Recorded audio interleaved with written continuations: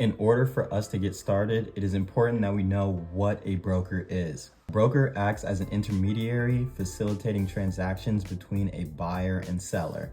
So in this instance, as you can see, the broker is just practically the middleman. Say we want to buy shares straight from the company, we go through the broker, which gets those shares from the company, which supplies those shares to us.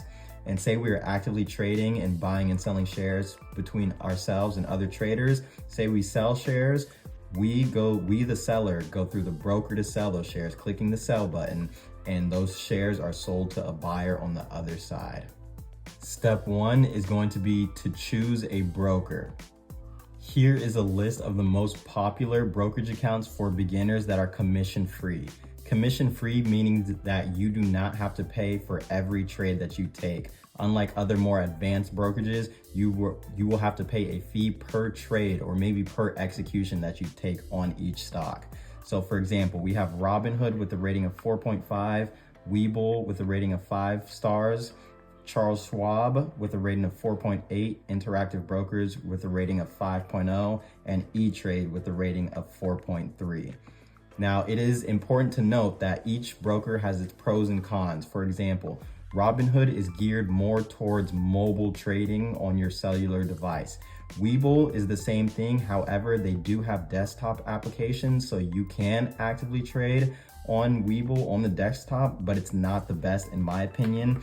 I personally use Charles Schwab's Thinkorswim just because it is easy to understand. It's geared for beginners and intermediate traders, and that's what I just feel fits my needs the most.